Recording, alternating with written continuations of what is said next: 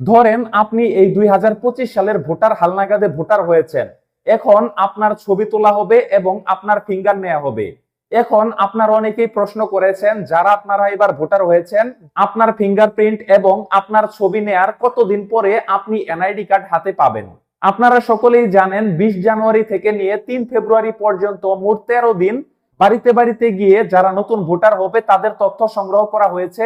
যাদের তথ্য সংগ্রহ করা হয়েছে এখন তাদের ছবি এবং ফিঙ্গারপ্রিন্ট তোলা হবে মোট 2 মাস। অর্থাৎ 3 ফেব্রুয়ারি থেকে নিয়ে 2 মাস পর্যন্ত যারা নতুন ভোটার হয়েছে তাদের ছবি এবং ফিঙ্গারপ্রিন্ট তোলা হবে। নতুন ভোটারদের ছবি এবং ফিঙ্গারপ্রিন্ট তোলার পর সেগুলো উপজেলা নির্বাচন কমিশন অফিসে জমা দিবে। তারপর উপজেলা নির্বাচন কমিশনে যারা আছেন সেগুলো সার্ভারে সংযুক্ত করবে। আপনার ছবি, আপনার ফিঙ্গারপ্রিন্ট সার্ভারে সংযুক্ত করার পরেই মূলত আপনি সার্ভার থেকে আপনার এনআইডি কার্ড ডাউনলোড করতে পারবেন। এখানে একটি গুরুত্বপূর্ণ কথা হচ্ছে, এই 2025 সালে যেই হালনাগাদ হয়েছে, এখানে আপনারা যারা ভোটার হয়েছেন, যাদের জন্ম 2008 সালের 1 জানুয়ারির আগে, আপনারা সকলেই কিন্তু ভোটার হতে পেরেছেন। অনেকেই আছে যে 17 বছর বয়স বা 18 বছর বয়স বা 19 বছর বয়স, সবাই কিন্তু ভোটার হতে পেরেছেন। আপনাদের যাদের বয়স 18 বছরের নিচে কিন্তু হালনাগাদে আপনাদের তথ্য নিয়ে যাওয়া হয়েছে, আপনারা কিন্তু ছবি তোলার এবং ফিঙ্গারপ্রিন্ট দেওয়ার পরেই সাথে সাথেই কিন্তু এনআইডি কার্ড পাবেন না। আপনাদের বয়স যখন 18 বছর পূর্ণ হবে তখন আপনারা এনআইডি কার্ড পাবেন বা অনলাইন থেকে ডাউনলোড করতে পারবেন।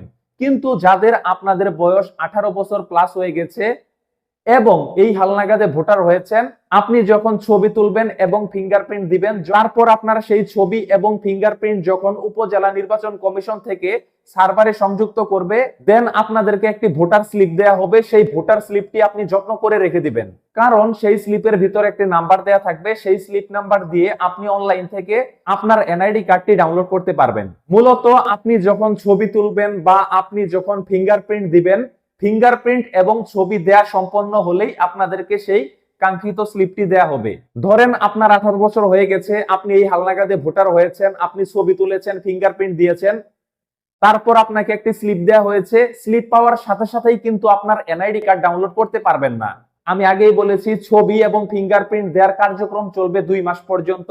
যদি 2 মাস পরে একবারে সবগুলো নতুন ভোটারদের তথ্য সার্ভারে সংযুক্ত করা হয়, তাহলে আপনাদেরকে 2 মাস অপেক্ষা করতে হবে ভোটার এনআইডি কার্ড পাওয়ার জন্য।